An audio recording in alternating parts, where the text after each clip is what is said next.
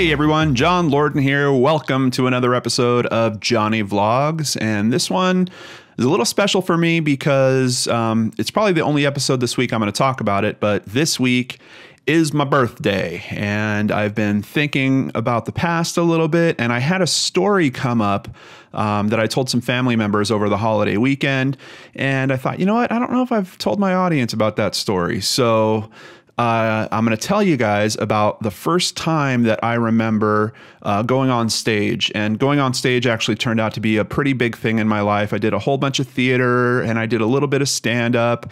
I made a lot of friends. It really helped me through some tough times. Like when my parents got divorced in high school, I really gravitated towards the drama club, and all my friends there really became a bit of a surrogate family to me while my family was going through figuring out its new way of being.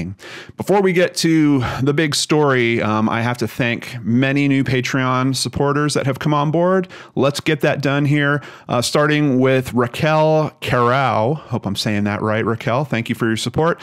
Oscar Moreno, Emmer Phelan, Helen Cooper, Maria Carolina Velez, who sent me a very nice message too. Thank you, Maria.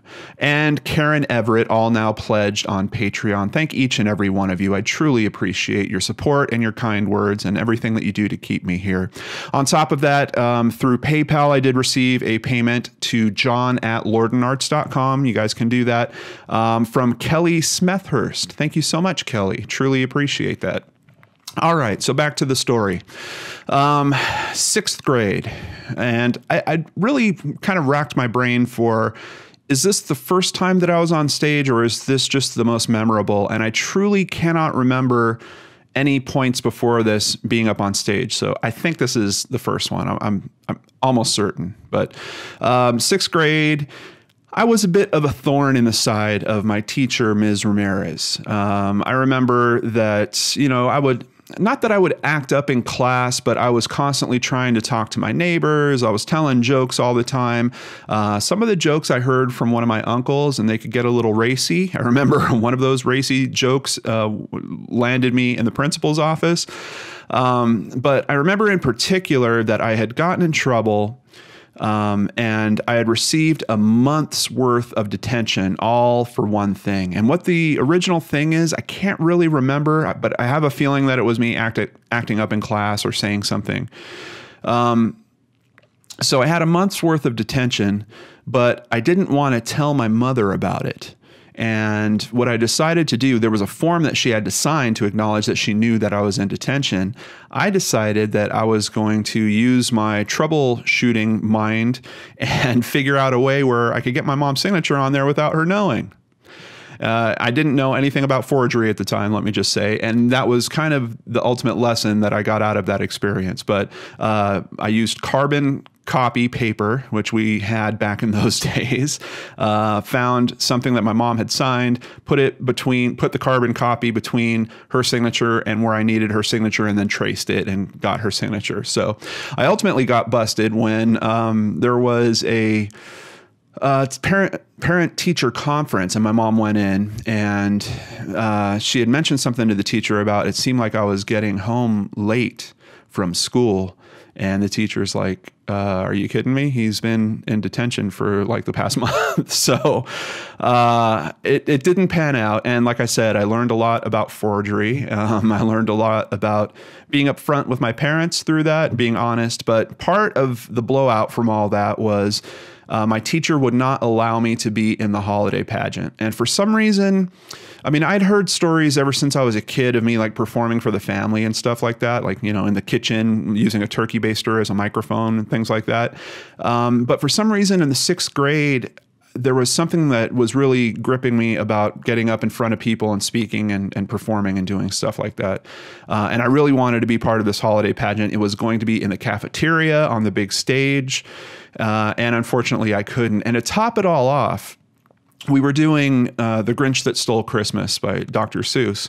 A kid that I thought was the worst kid in the class actually wound up playing the Grinch. Like, he got the starring role, and I thought he was a lot worse than me. Now, I don't know. It might have just been my perspective on the whole thing. I really have no idea.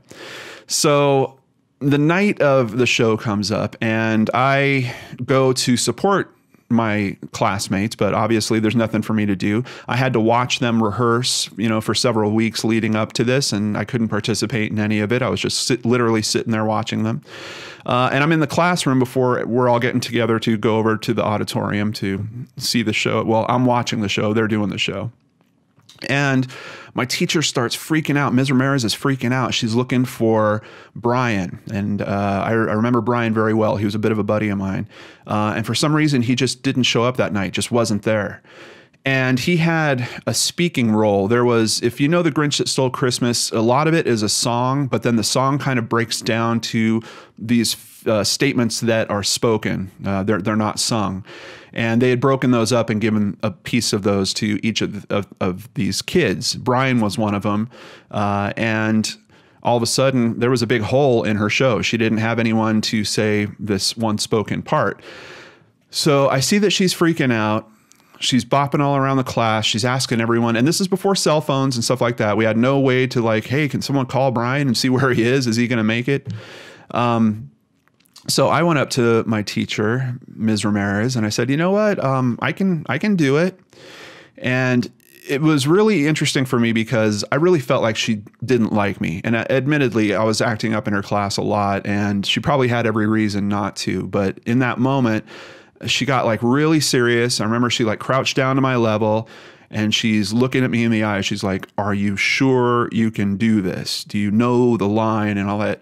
And I'm like, yeah, I've been watching you guys perform it. And I said it right back to her. And then she's like, okay, we're going to put you in. So I went in, we got up on stage, we did the whole show. I still remember the line. It is the one that talks about stink, stink, stunk. I won't repeat the whole thing because I don't want to bore you guys too much, but I said my line. And as soon as I came off the stage, there she was again. She gave me the biggest hug, told me how great I did. And I just had this really good feeling inside of taking someone that I thought didn't like me and then being able to perform in some way. And then that kind of changed their perspective or their perception of me.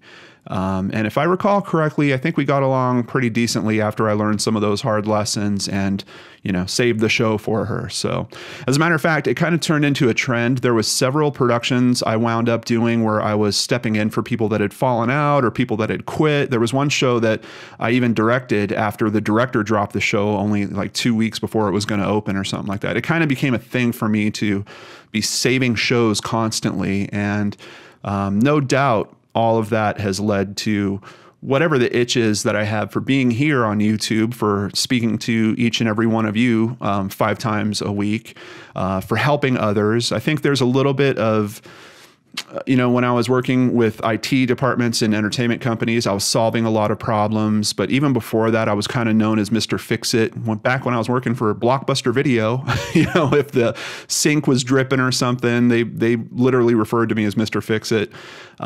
So I think this time that I'm spending here on YouTube, looking into these problems, trying to help with these problems, I've kind of woven together the way I want to communicate with people. I want to be in front of people. I want to give you guys compelling information that maybe changes your perspective. And I also want to help solve problems. And I think that's ultimately what keeps me here doing what I'm doing on the channel. So thought you guys might enjoy knowing a little piece of what inspires me that reaches way back into my core, and for some reason is a very important story because my memory is pretty terrible about my childhood. I really don't remember a whole lot, but that is one of the events that I clearly remember. So I wanted to share that with all of you.